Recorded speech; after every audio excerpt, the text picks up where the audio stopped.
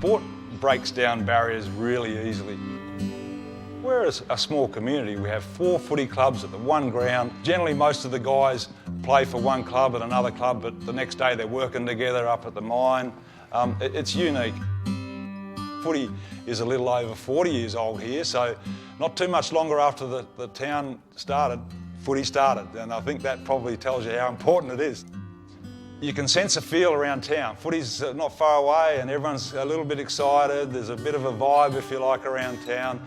It just creates a fantastic atmosphere. Footy is almost like a lifeblood of the community in some ways. I grew up in Perth, in Belmont. I had a passion in sport, in particular footy, Aussie rules footy. And I played with Swan Districts in the Waffle, locally in Perth, and then was lucky enough to be recruited to Hawthorn in the VFL and had 3 years in Melbourne playing footy there. There was an ad in the paper for a sport development officer in the Western Desert, so I guess that's brought me here, and I've been here for 17 years now. Look, it's something I've kept from my very first day in Newman. Pretty much it's a contact list for Indigenous communities, important Indigenous people in the communities, but also, I guess more importantly, what it is a mud map with kilometres and some of those Newman to Kirikara, 1,273 kilometres of gravel road, and all the communities that I worked through. So it was almost like, here's a contact list, here's a mud map, now go out and develop some sporting programs. And I know that sounds primitive, it wasn't that bad, but it's fantastic. And some of the information in there is just gold, it's fantastic. People would die to have this information, you know, and I've kept it, and it's you know, part of my history, I suppose. So.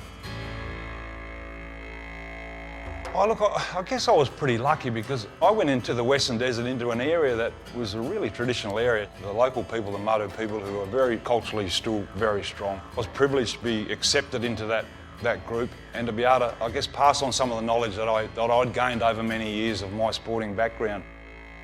You go into that environment where they really not have any training or any coaching or anything, to see the skills, just the natural ability, the natural skills that they have. And their sporting prowess is unmatched. To be able to expose them to what else is out there was great for me, to say that, well, there is other opportunities outside of the community if that's what you want. Really, it was a real learning curve for me as well. The importance of family, I suppose, is really strong with Madu people, and how strong that family bond is and that friendship bond is. And I think that was one of the strengths that I gained from them, if you like. But you know, also it's an appreciation I gained of their real struggle in life. You know, trying to hang on to what they have. Their parents lived a traditional life in the desert.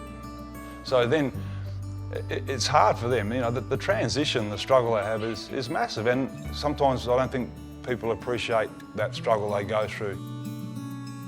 It may not be in my lifetime, but it will happen that they'll hold down steady jobs, they'll do what we do. We already see it in the sporting field, like this club here. We've seen local traditional people become life members. So it will happen, you know, and employment and the rest of things will follow.